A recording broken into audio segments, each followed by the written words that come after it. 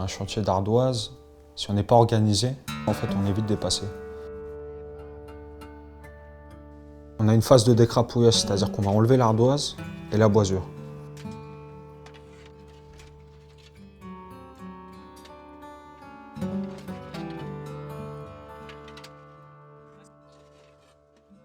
Si on décrapouille, qu'on pose l'ardoise juste à côté de nous, on ne peut plus circuler.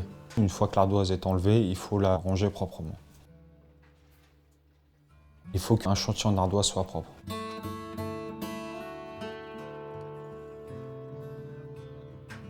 L'ardoise, on a toujours besoin de quelqu'un. Travailler tout seul, on ne peut pas. Et ça rend justement la tâche non seulement plus intéressante, mais en plus de ça, efficace.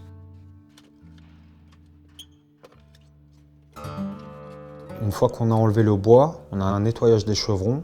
Une fois que c'est fait, en fait, on va avoir un traçage.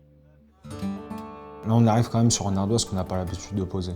On arrive sur une ardoise carrée qu'on est obligé de poser en losanger. Donc c'est quand même des techniques qui sont assez particulières.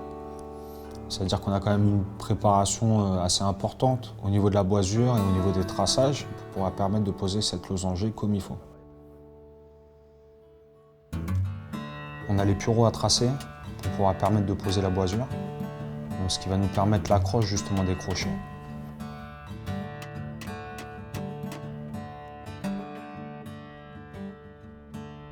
Une fois que le bois est posé, on a ce qu'on appelle les traits d'ourne. Ça va nous permettre d'avoir un repère pour l'ardoise, pour la pose, pour pouvoir calpiner justement l'ardoise pour être sûr d'arriver sur une ligne droite.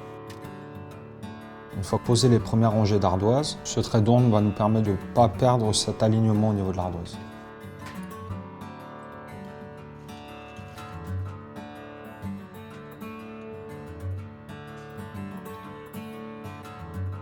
Une ardoise bien posée, c'est une ardoise d'aspect droit.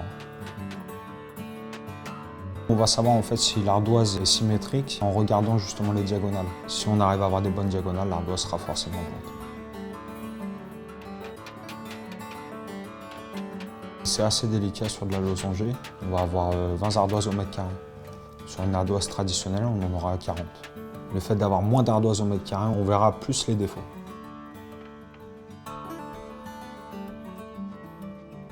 Là, on arrive quand même sur une épaisseur de 5 mm. Donc c'est une ardoise qui est assez délicate justement à travailler, mais ça reste quand même une matière qui est malléable. Quand on arrive à attraper le geste, on arrive à en faire ce qu'on veut. Les outils sont très importants.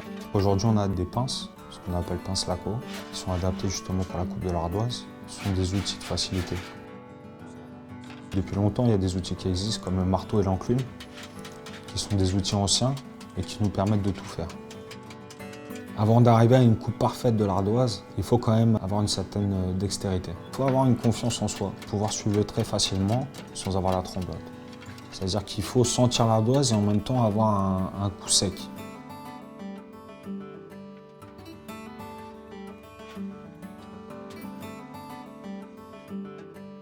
La qualité pour un ardoisier, en fait, c'est la régularité.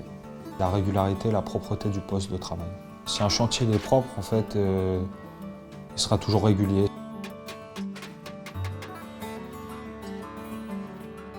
C'est l'ardoise.